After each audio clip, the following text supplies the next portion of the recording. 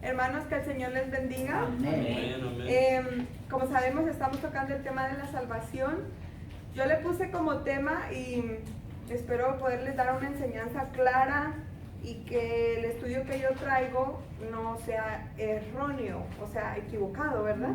Porque yo le puse como tema, ¿puedo perder mi salvación? Y el versículo que me tocó fue 1 Corintios 6, versículos 9 y 10. El que guste acompañarme, le voy a estar dando lectura, ¿ok? ¿No sabéis que los injustos no heredarán el reino de Dios? No erréis, ni los fornicarios, ni los idólatras, ni los adúlteros, ni los afeminados, ni los que se echan con varones, ni los ladrones, ni los avaros, ni los borrachos, ni los maldicientes, ni los estafadores heredarán el reino de Dios.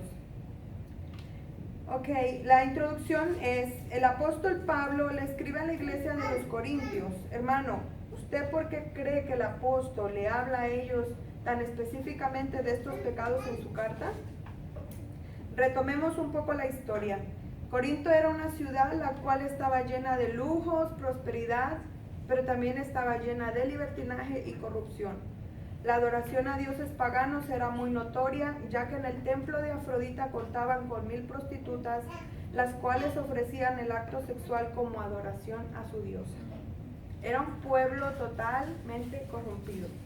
Su dios era el dios del dinero, el dios del materialismo, el dios de la lujuria. Era un pueblo que estaba sin Dios completamente. Pero ahí llegó Pablo. Dice, ¿cree usted que alrededor de nosotros hay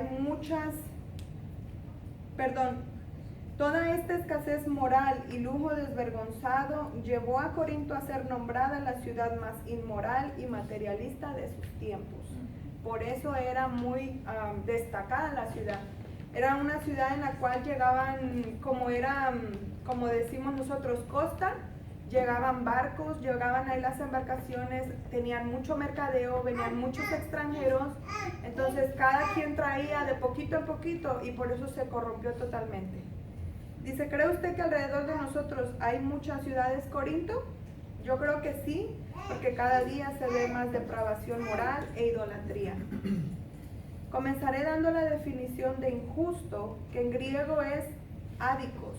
El significado es malo o malvado, de carácter, vida o acción. Pero injusto también es aquel el cual no ha recibido la justificación por parte de Dios. Aquel que no ha rendido su voluntad al Padre y que no ha dado la validez a su salvación. Porque la palabra del Señor dice que Él vino a salvar, Él murió por nuestros pecados y fue por los pecados de toda la humanidad. Todos somos salvos. La cuestión es creer en nuestro Señor Jesucristo. Amén. Ese es el pase, esa es la entrada. Obviamente que aquel injusto aún no ha recibido la justificación, por lo tanto no es parte todavía del reino de Dios.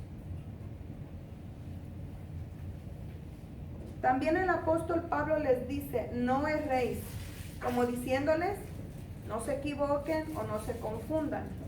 Porque a poco no, muchas veces decimos, pero esto no es malo, pero aquello es bueno. No daré ejemplos, pero sí diré que buscamos justificarnos a nosotros mismos conforme a nuestra conveniencia y no conforme a la palabra de Dios.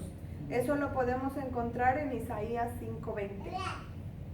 Ahora bien, Pablo le estaba hablando a la iglesia de Corinto, gente convertida y que había escuchado el evangelio. Pablo los estaba exhortando una vez más acerca de los vicios y costumbres que practicaban antes de conocer al Señor. Óigame bien, antes de conocer al Señor. Por eso nos dice que ni los fornicarios, ni los idólatras, ni los adúlteros y todo lo demás, que en el griego significa perneuo, que significa adúltero, fornicador, personas que cometen inmoralidad sexual, lujuriosos. ¿Cómo podemos seguir practicando estas costumbres y decirnos ser parte del cuerpo de Cristo? No podemos perder la salvación. aquí hace enfoque, en este versículo está haciendo enfoque a los injustos, a todos aquellos que no han recibido a nuestro Señor Jesucristo. Claramente lo enfoca, porque en el principio él dice, ¿no sabéis que los injustos no heredarán el reino de Dios? No se está refiriendo única y exclusivamente a los que ya estaban dentro de la iglesia. Está refiriendo a los injustos, aquellos los que no tienen la justificación. Ahora, de cierto modo, él les hablaba también a la iglesia de Corinto, ¿para qué? Para que no volvieran a las costumbres viejas, para que ellos siguieran esforzándose y buscando ser cada día como nuestro Señor Jesucristo. Hebreos 10:29. Le voy a dar lectura porque me pareció interesante.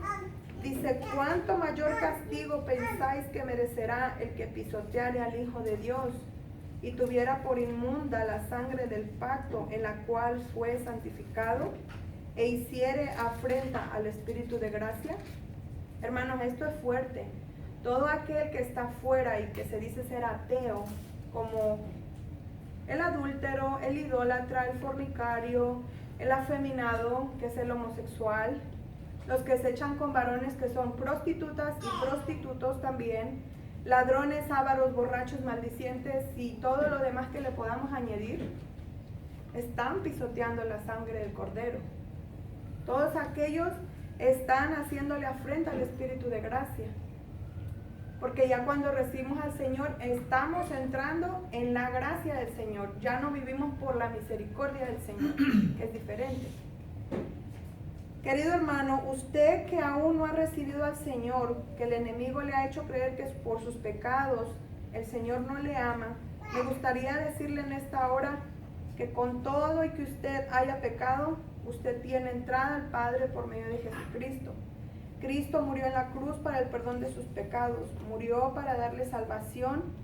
Podemos verlo en Primera de Pedro 3:18, rápidamente le voy a dar lectura. Dice, porque también Cristo padeció una sola vez por los pecados, el justo por los injustos, para llevarnos a Dios, siendo a la verdad muerto en la carne, pero vivificado en el Espíritu. Lo único que usted necesita es aceptar a Cristo Jesús en su corazón, arrepentirse y comenzar a nutrirse de la palabra y vivir una vida en comunión con Dios. Pero es necesario que rinda su voluntad a Dios. Podemos ver en Hechos 17:30. Querido hermano, toda injusticia es pecado, todo pecado reinante, todo pecado actual cometido con intención y del cual no se ha arrepentido, lo excluye del reino de Dios. Eso fue un estudio que saqué de uno de los libros, pero por lo que hemos aprendido y por la palabra, también sabemos que tenemos como abogado a nuestro Señor Jesucristo. Lo único que no se vale es que estemos pecando, como dice nuestro pastor, por deporte, ¿verdad? Sabemos que la palabra dice que si estamos limpios nos debemos de limpiar más y que hemos sido llamados para llegar a la estatura del varón perfecto. Entonces no todo nos es lícito, pero no todo nos conviene. Sabemos que estamos expuestos a muchas tentaciones, que somos el blanco del enemigo y que quiere destruir nuestra vida espiritual. Pero el Señor quiere cristianos esforzados y valientes que tengan el deseo de enfrentarse al reino de las tinieblas. Hasta aquí mi parte, muchas gracias. Que Dios les bendiga. Aplausos.